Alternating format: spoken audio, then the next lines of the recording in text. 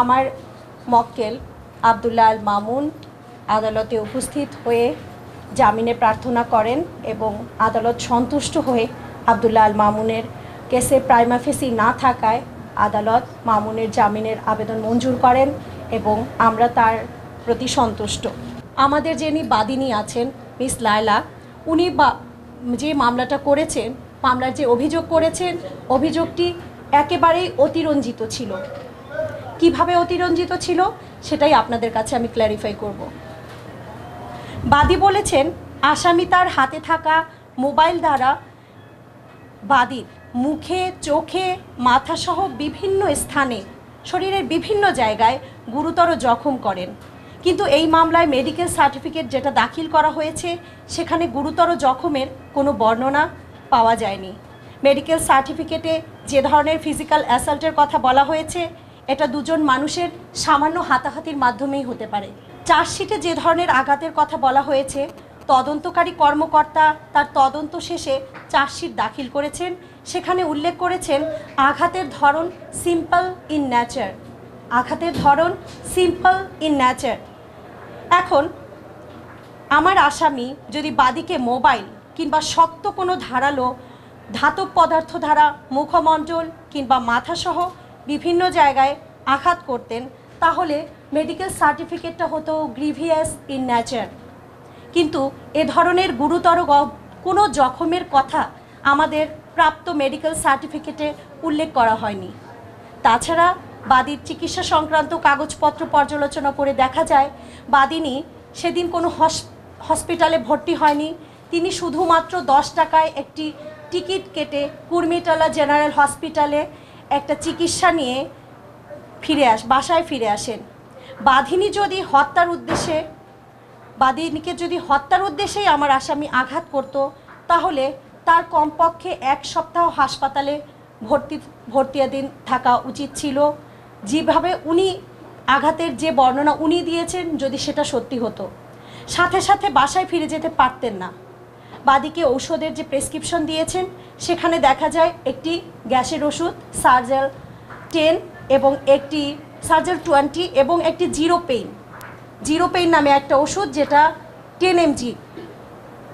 বেধড়ক মারপিটের কথা যেটা বলা হয়েছে, আপনাদের কি মনে হয় শুধুমাত্র একটা গ্যাসের ওষুধ আর একটা জিরো পেইন দিয়ে হালকা একটা, হ্যাঁ আমার আসামি আমাকে বলেছেন যে হ্যাঁ আপু আমাদের কথা কাটাকাটি হয়েছে, হয়নি তেমন না, কথা কাটাকাটি হয়েছে, ও আমাকে অ্যাসাল্ট করেছে আমিও করেছি, কিন্তু আলটিমেটলি ও আমার অ্যাসাল্টের এসে গিয়ে একটা লাইভ করলো, সেখানে কোনো রক্তপাতের ঘটনা আমরা দেখিনি। বেধড়ক মারপিটের কথা বলা হয়েছে প্রকাশ্য রাস্তায় বাদিনীকে মামুন ফেলে বাদিনীকে মারধর করেছে এবং গলা টিপে ধরেছে। আচ্ছা তাহলে আসি, তাহলে বেধড়ক মারপিটের যে অভিযোগ সত্য হলে চিকিৎসা প্রক্রিয়া, জখমের ধরন এবং প্রেসক্রাইবড ওষুধ ভিন্ন ধরনের হতো। এতে সহজেই বোঝা যায় বাদিনী অতিরঞ্জিত করে মিথ্যা কল্পকাহিনী সাজিয়ে মামলার অভিযোগ দায়ের করেন। তদন্তে যে অভিযোগ প্রাথমিকভাবে প্রমাণিত হয়েছে তা পেনাল কোডের 323 ধারার অভিযোগ।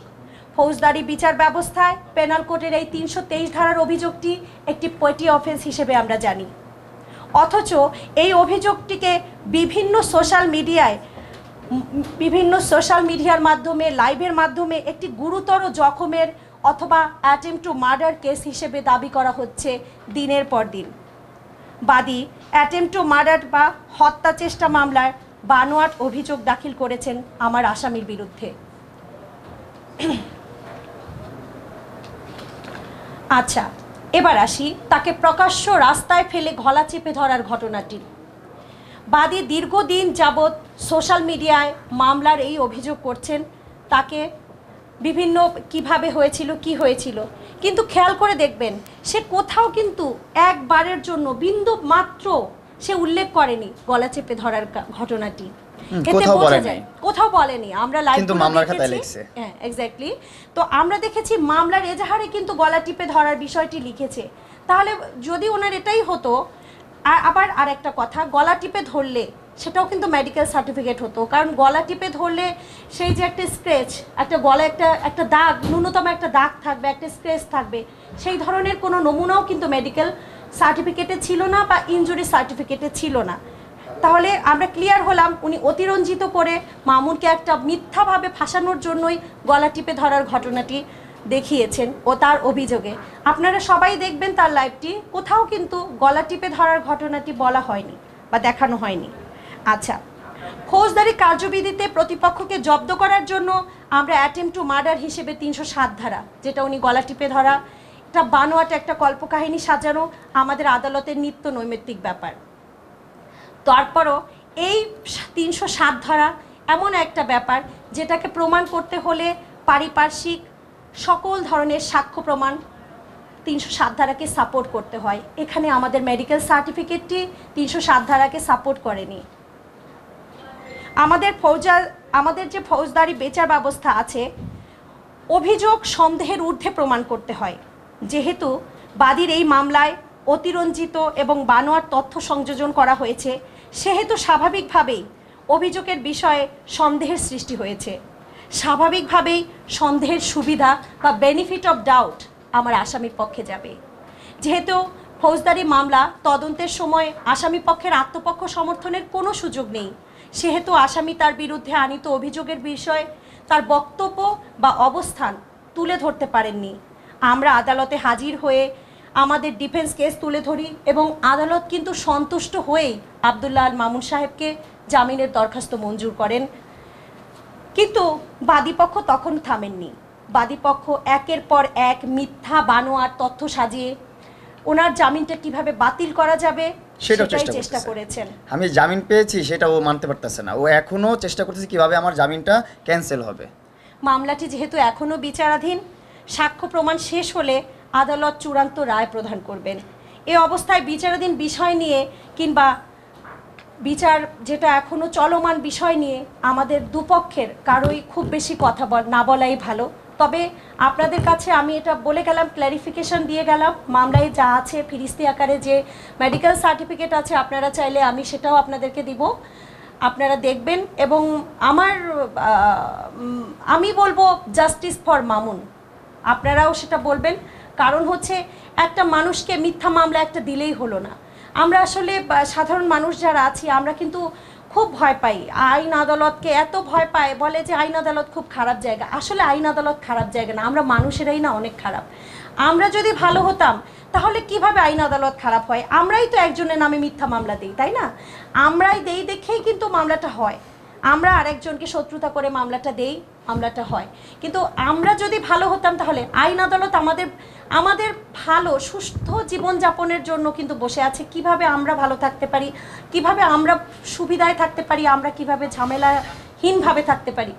কিন্তু আইন আদালতকে যদি আমরা পার্সোনাল এনিমির জন্য আমরা ইউজ করি তাহলে আমি বলবো এটা খুবই ভুল হবে। ধন্যবাদ সবাইকে। পরবর্তীতে মামলা সংক্রান্ত যদি কোনো কোশ্চেন আপনাদের থাকে আপনারা আমাকে করবেন। একটু জানতে চাই, সেটা হচ্ছে আমরা জানি যে মামুন এবং লায়লা একসাথে ছিলেন, এই যে একসাথে থাকা এটা কি বিবাহ বহির্ভূত ছিলেন তারা? এই বিষয়গুলো কি মামলায় উঠে এসেছে? আচ্ছা, আমার মক্কেল আব্দুল্লাহ আল মামুনের সাথে আমি কথা বলে যেটা জানতে পেরেছি, তাদের সাথে আমি বলছি বিবাহ বহির্ভূত সম্পর্কের কথা যদি বলেন, আমাদের বাংলাদেশের প্রেক্ষিতে বিবাহ বহির্ভূত সম্পর্ক কোনোভাবেই মানে আমরা সাপোর্ট করি না, আইনগতভাবে সাপোর্টেড না ইসলামিক দৃষ্টিকোণ থেকে, না আইনগতভাবে। কিন্তু আমি আমার মক্কেলের সাথে কথা বলে যেটা জানতে পেরেছি, উনি বলেছে আপু এগুলো আমরা কন্টেন্ট মেক করার জন্য, বানানোর জন্য আমরা অনেক কথাই বলে থাকি, যে গাড়িটা আমার না সে গাড়িটার সামনে দাঁড়িয়েও আমি বলি আমার। এগুলো শুধুমাত্র ওর আর আমার একটা জুটি আমরা সবার পর্দার সামনে একটা স্থাপন করেছিলাম, শুধুমাত্র বিজনেস খাতিরে আমরা এটা নিয়ে একটা কন্টেন্ট ক্রিয়েট করতাম, এবং এই জন্যই আমাদের সম্পর্কটা। এটা বিষয়ে মামুন সাহেব আরো ভালো ক্লিয়ার করতে পারবে। আরো কিছু এই মামলা সংক্রান্ত প্রশ্ন? মামলা সংক্রান্ত আপনি চাইলে একটা প্রমাণ তুলে দিলেন যে আপনি